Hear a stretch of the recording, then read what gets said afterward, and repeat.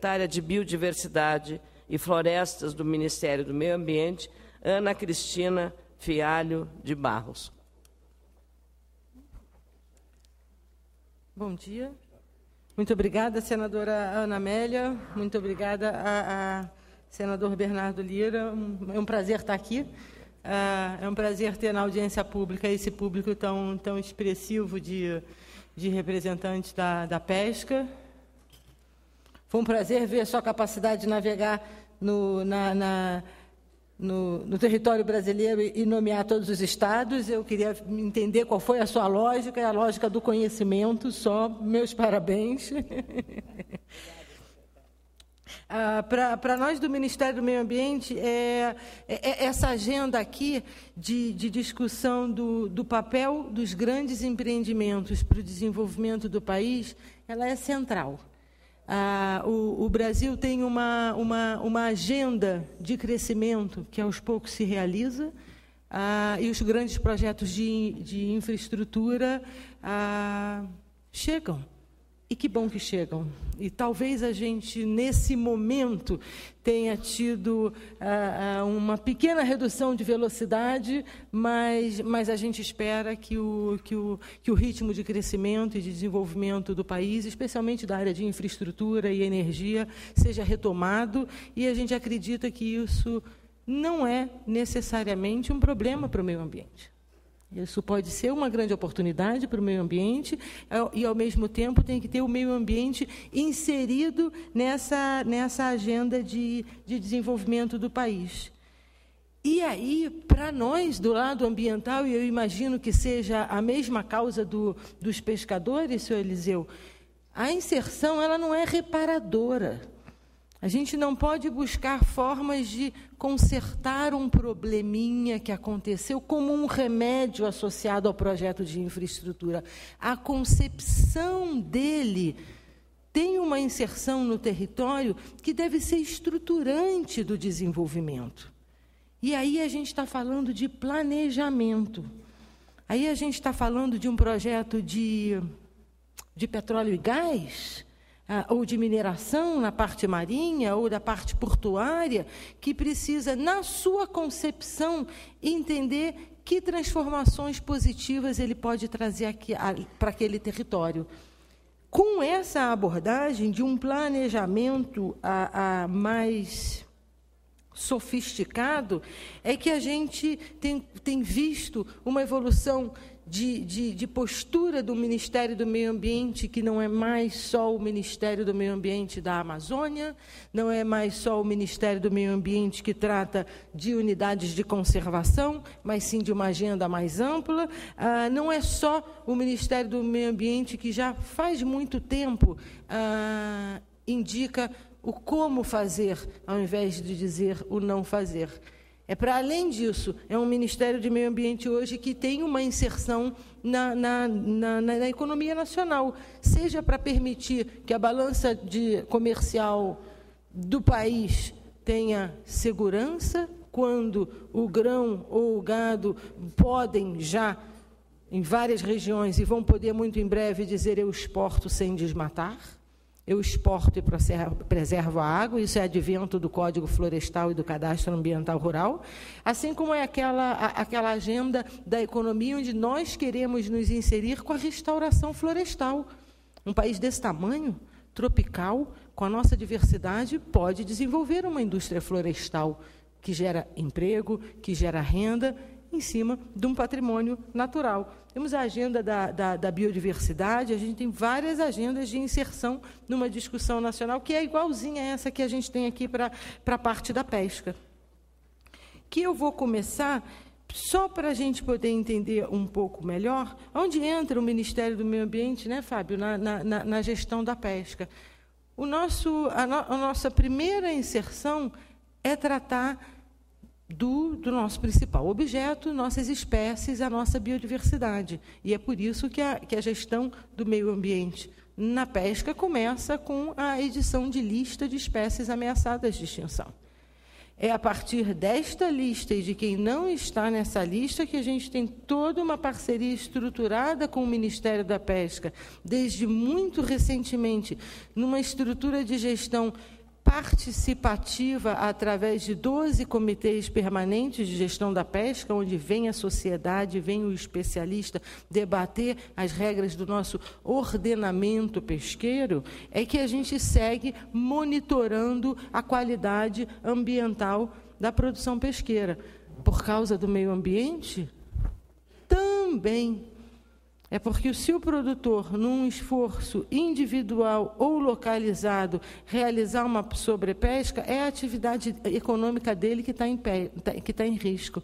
Não é só a espécie, o patrimônio ambiental, é a possibilidade dele se desenvolver no longo prazo que está em risco. Muitas vezes a atividade de um vai afetar a atividade do outro, e é por isso a importância da boa gestão dos nossos estoques pesqueiros. E aí nós temos um primeiro grande instrumento de compensação ambiental, como disse lá o procurador do trabalho, que abriu a sessão aqui falando, é nesse princípio do ordenamento da pesca e da compensação por perdas de retorno econômico de atividades que nós temos o seguro defeso. Numa época de reprodução de peixes, importante, aonde, para a manutenção daquele estoque, não se deve pescar, o pescador tem direito a receber a sua complementação de renda pelo fato dele não estar tocando naquela espécie, naquele peixe que ali, naquele momento, está se capitalizando, está se multiplicando. Isso é uma forma de compensação ambiental. Na verdade, se a gente olha na literatura, é possivelmente no mundo inteiro o nosso seguro-defeso brasileiro, o maior sistema de pagamento por serviço ambiental que existe, pelo número de pessoas que ele atende e pela diversidade de benefícios e de espécies do meio ambiente que ele protege. Isso é uma forma de compensação ambiental. Há outras, quando a gente trata do licenciamento de projetos de infraestrutura.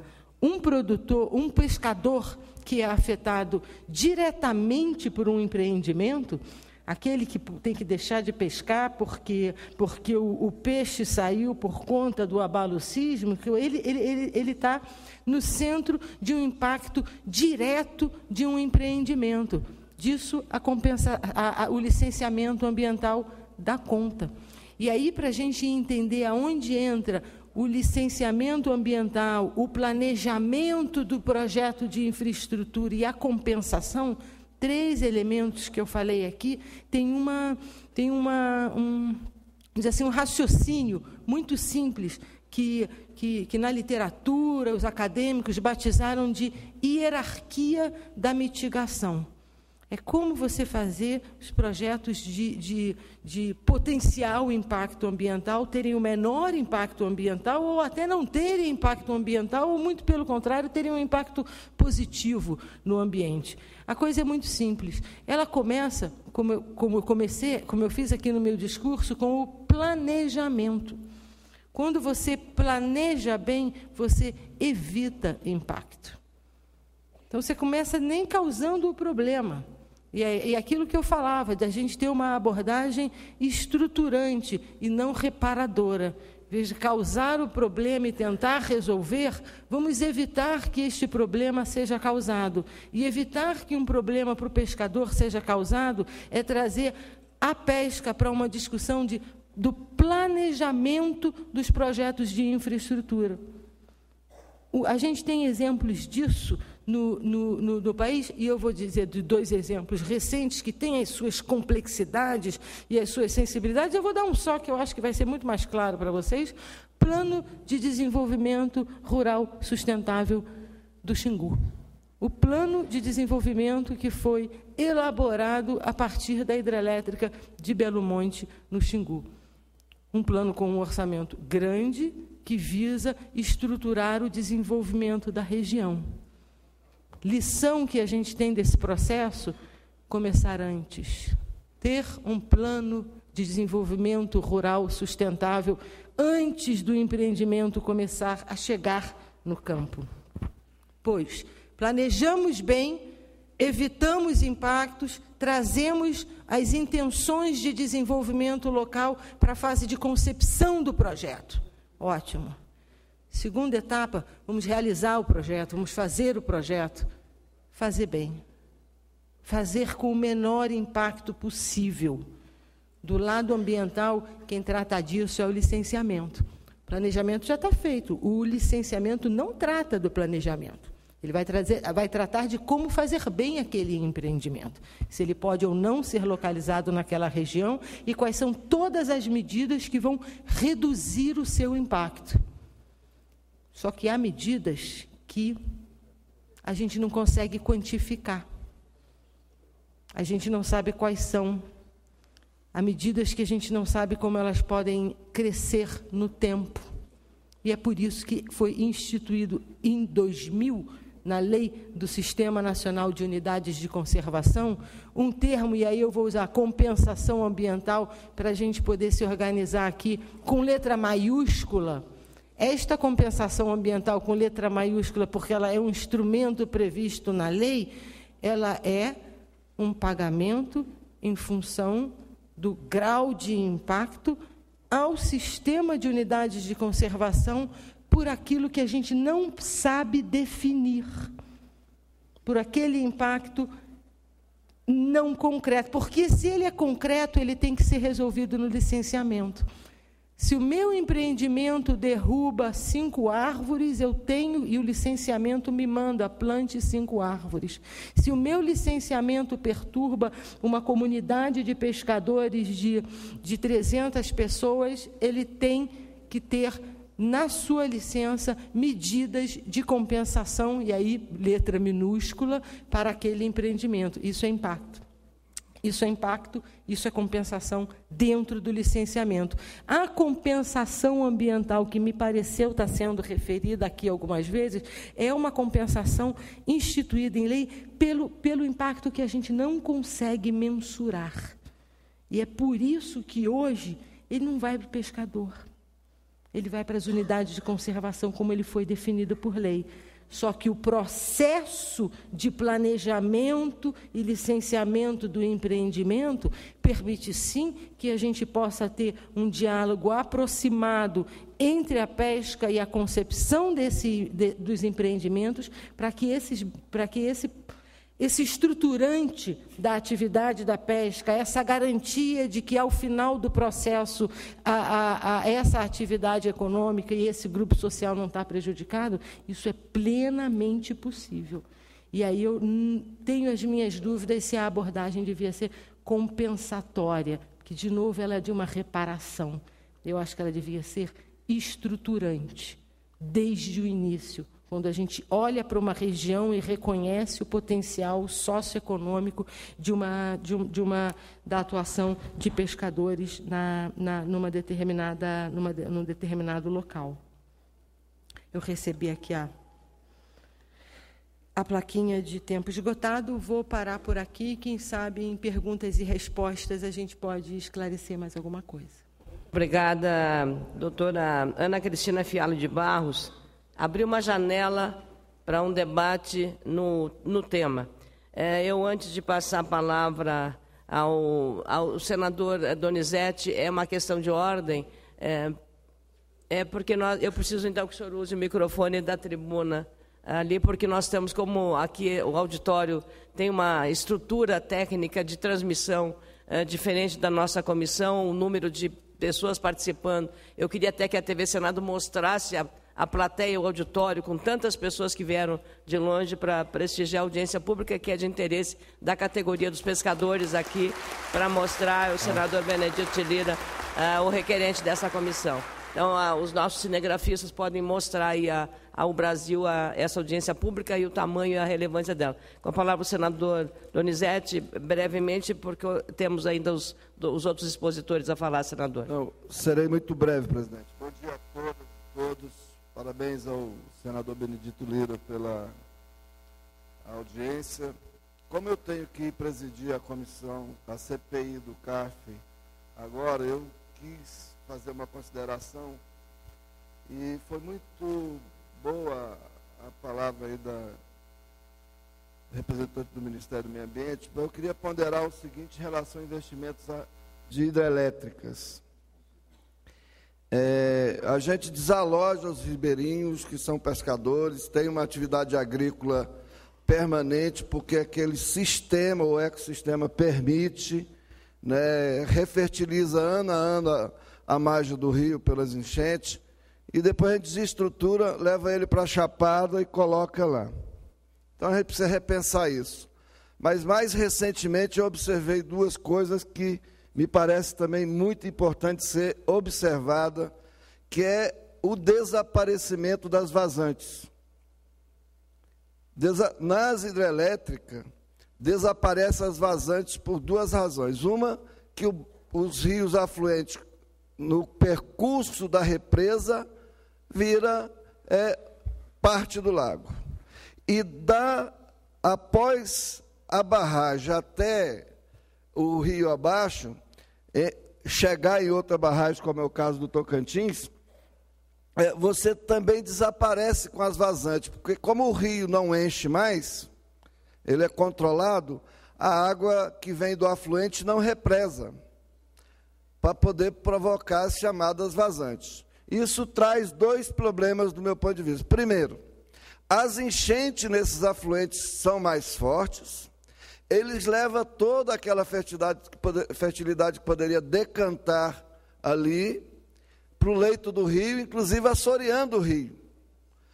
E não tem mais as chamadas vazantes que teria em função da cheia, que depois da cheia ficaria a fertilidade e que o ribeirinho exploraria.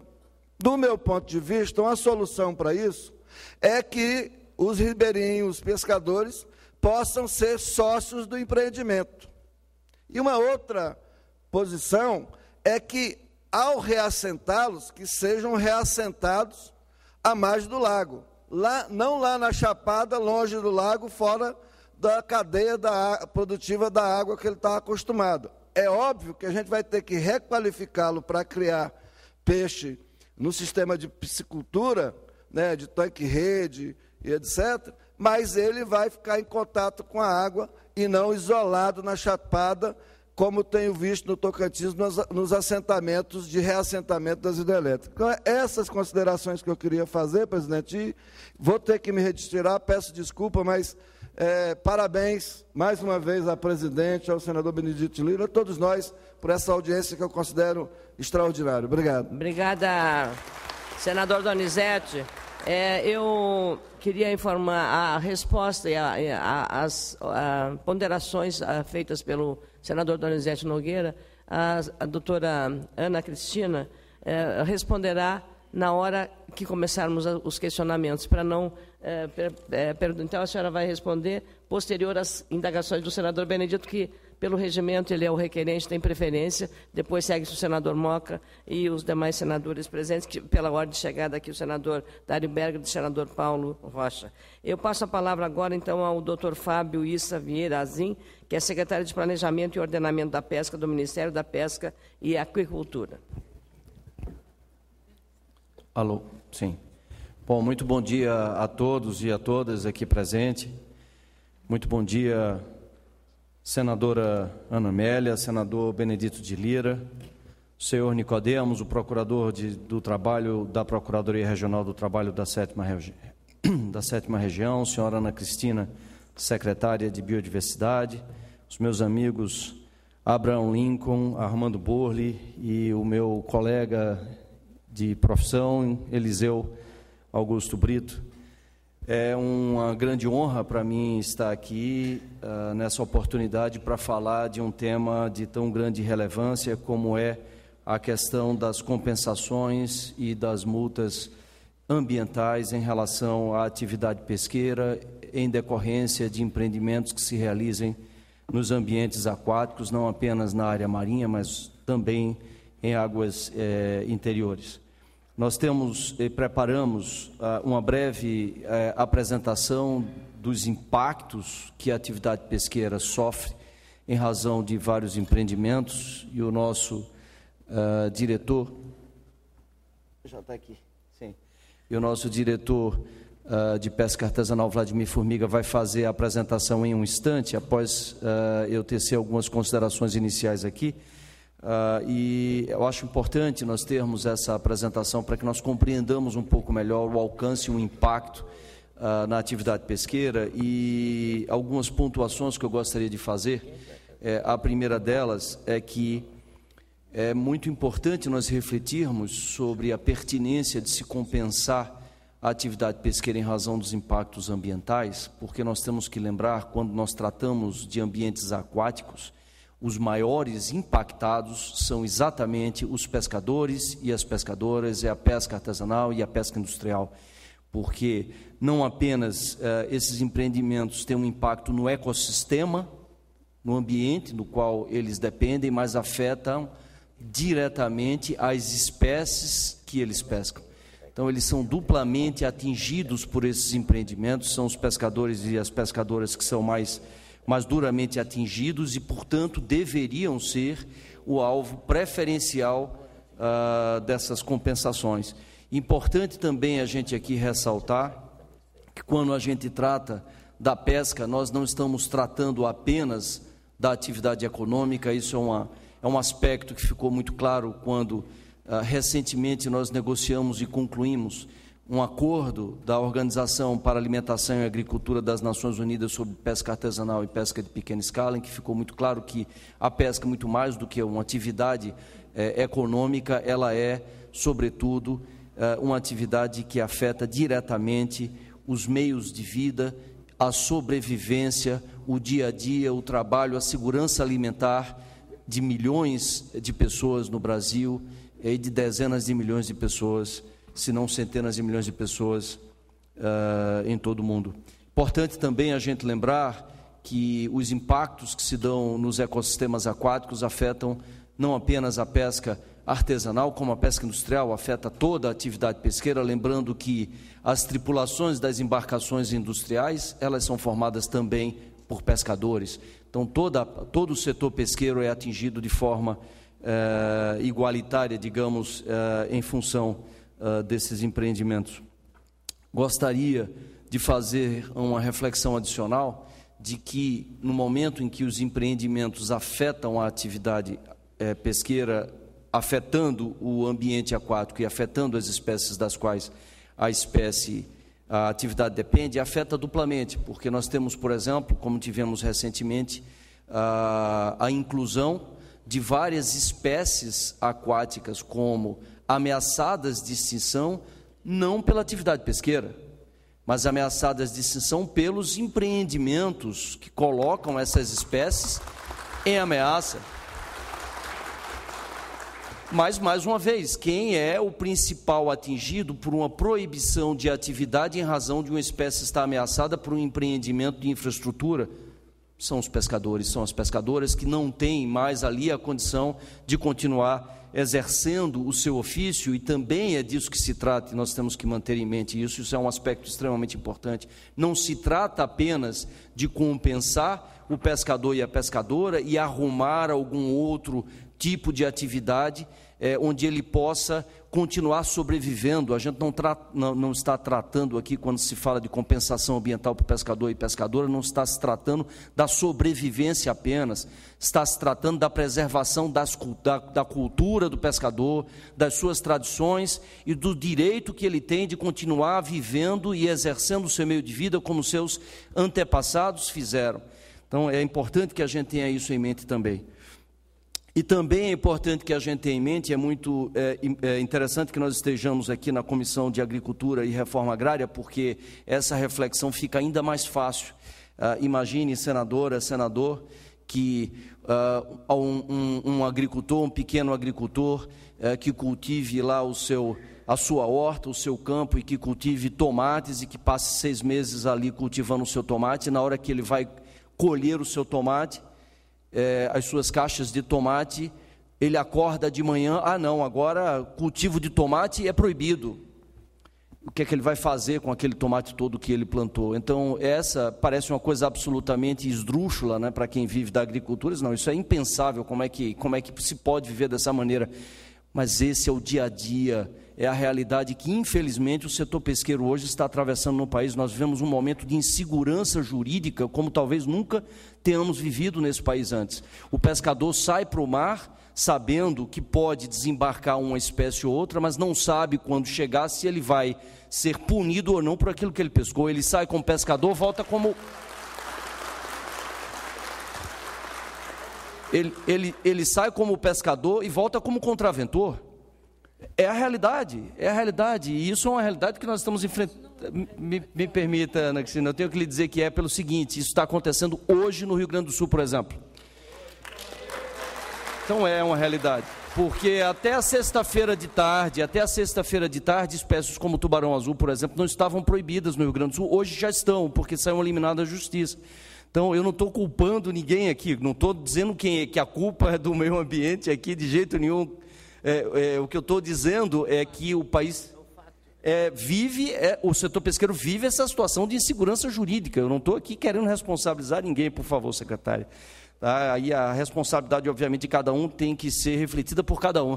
Mas o fato é que isso é um fato. A atividade pesqueira vive, sim, uma situação de insegurança jurídica, porque atos normativos são baixados da noite para o dia, e historicamente isso tem acontecido, e o setor que acreditava que vivia numa determinada situação, de uma hora para outra passa a viver uma outra situação.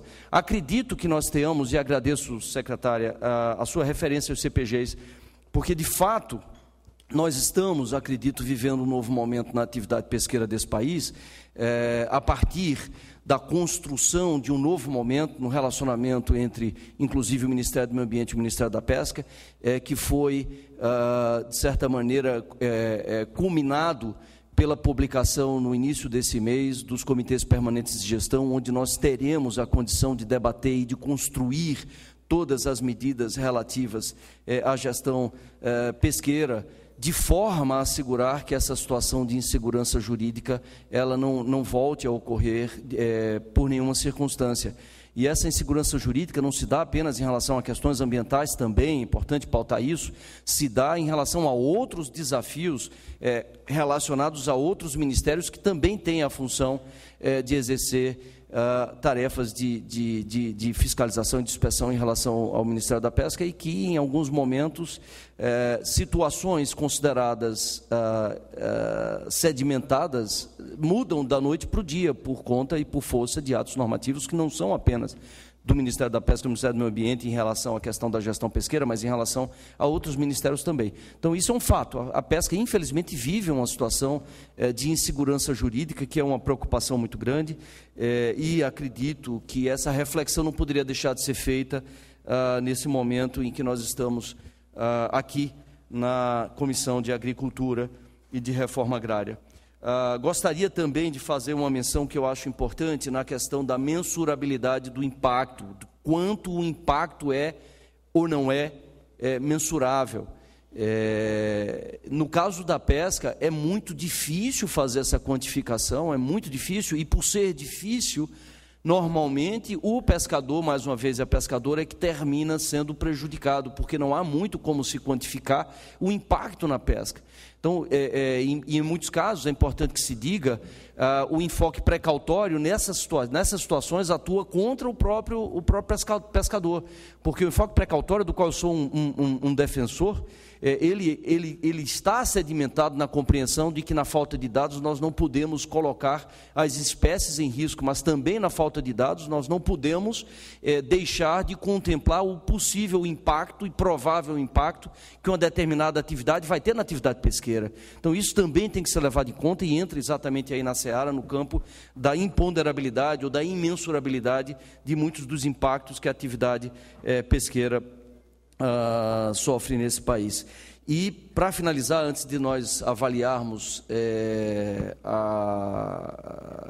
os impactos de uma maneira um pouco mais clara, a partir da apresentação que o nosso diretor de pesca artesanal vai realizar, eu gostaria de fazer uma última reflexão de que nós não devemos e não podemos apenas discutir a questão das compensações ambientais. Eu acho que a atividade pesqueira ela tem que ser considerada desde o início, e nesse sentido, de certa forma, também a secretária pontuou, desde o início da concepção desses projetos. Por exemplo, nós temos que ser ouvidos, o setor pesqueiro tem que ser ouvido, não é apenas como vai se trabalhar a compensação ambiental, para dar um exemplo, quando do leilão de uma determinada área que vai ser utilizada para a exploração de petróleo. Nós temos que ser ouvidos se aquelas áreas que serão abertas ao leilão podem ou não podem ser abertas em função das prioridades e dos interesses também do setor pesqueiro, em antecedência ou seja, ao próprio lançamento do edital de abertura de áreas, ou seja, o setor pesqueiro, que é fundamentalmente o maior prejudicado, em função do impacto no ecossistema, que é o seu ambiente de trabalho, e em função do impacto nas espécies, que é o seu objeto de trabalho e fruto da sua subsistência, tem que ser escutados antes da sequer concepção de qualquer empreendimento na área dos ambientes aquáticos que possa impactar a sua atividade. O meu tempo está...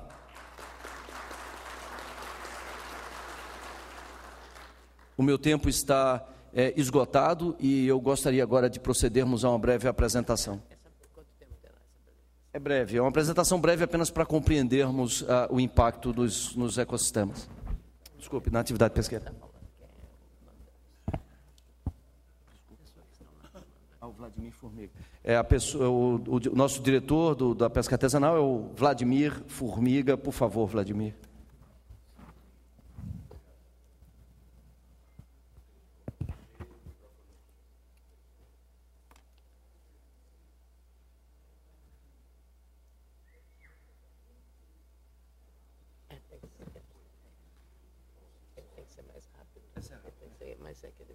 E eu não sei como fazer.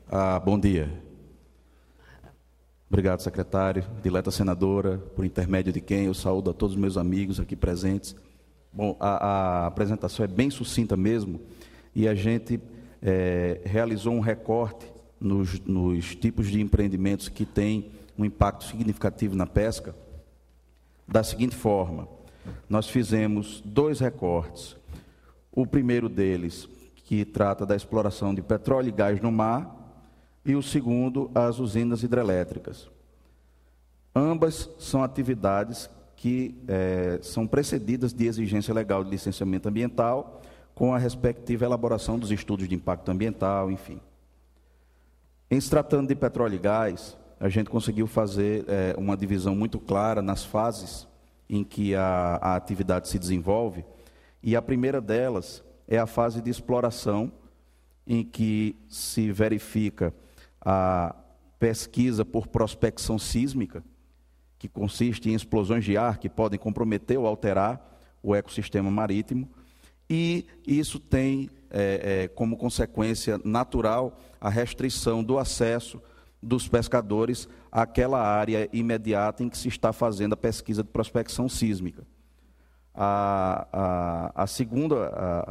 O segundo subtema da fase de exploração é a fase de perfuração, em que se verifica a presença quase que inevitável de resíduos e sedimentos que podem comprometer ou alterar a biota aquática, e a gente vê também, em razão dessa fase de perfuração, a proibição de acesso dos pescadores às áreas que são tradicionalmente chamadas de pesqueiros. E tem relatos de pescadores, inclusive, que quando depois da atividade de prospecção sísmica, pescadores relatam que o ecossistema marinho não se restabeleceu no tempo que estava previsto para que se restabelecesse. A segunda fase do recorte que a gente fez de exploração de petróleo e gás no mar, fala a respeito, a fase de produção e escoamento. Nessa fase aí, é facilmente perceptível a poluição da água do mar, a ocupação desordenada das zonas costeiras, em razão dos serviços que são demandados por aquela atividade, restrição do acesso às áreas de pesca, em razão das estruturas que estão sob o leito marinho, E a concentração de peixe junto às plataformas de área de exclusão de pesca é interessante, porque peixe também gosta de sombra. Então, as plataformas de exploração de petróleo são atratores artificiais da vida marinha, e apesar disso, e muito embora às vezes elas se localizem em cima dos pesqueiros tradicionais, apesar disso os pescadores se veem obrigados a respeitar uma distância de cerca de 1 quilômetro, às vezes até mais, daquela área. O segundo recorte que a gente fez trata da implantação de uma usina hidrelétrica, que a gente chama pela sigla de UHE. Então, em se dividir ok, é possível. Ao se dividir esse empreendimento em fases, a gente encontra 3 fases distintas. A fase de construção, e aí a gente está vendo uma imagem que fala por si só. A gente tem a alocação de população operária no município, produzindo poluição por despejo do esgoto, a realocação de populações ribeirinhas. No caso de Belo Monte, a gente tem a notícia de que o pessoal estava sendo, os ribeirinhos foram cooptados a passar a habitar uma área distante do rio, e é um pessoal que vive do rio. Processos erosivos, aumentando a turbidez da água, é claro, vão cavar, temos a relatar também risco de contaminação da água por acidentes de tráfego e a interferência natural no comportamento da biota aquática. A segunda fase é a fase de enchimento do reservatório, em que o ambiente é modificado de um ambiente corrente para um ambiente parado, a realocação final habitacional das populações ribeirinhas e a suspensão da atividade pesqueira em razão do desequilíbrio do ambiente do qual nós estamos falando aqui. E a terceira fase é a fase de operação, onde se vê a redução de oxigênio da água e a consequente proliferação de bactérias, a manutenção da suspensão da atividade pesqueira, que ocorre de 3 a 6 anos, até que o ambiente se estabilize, e a interferência natural no comportamento biológico de migração das espécies, que, ao se depararem com os barramentos, não conseguem mais realizar o seu movimento migratório de Piracema. Essas são as medidas mitigatórias para compensação à pesca que estão previstas hoje no ordenamento jurídico pátrio. A gente pode ver ali o plano de monitoramento de desembarque pesqueiro e o plano de compensação da atividade pesqueira, que na realidade ainda estão oficialmente na seara dos princípios. E as medidas compensatórias são efetivas? A avaliação que a gente faz é que elas são adotadas como condicionantes para a obtenção e manutenção das licenças, mas elas são pontuais e de curto prazo, elas sempre ficam a cargo do empreendedor, e não há uma conexão das medidas compensatórias que o empreendedor aplica com as políticas atualmente em curso. São desconectadas das políticas públicas, portanto.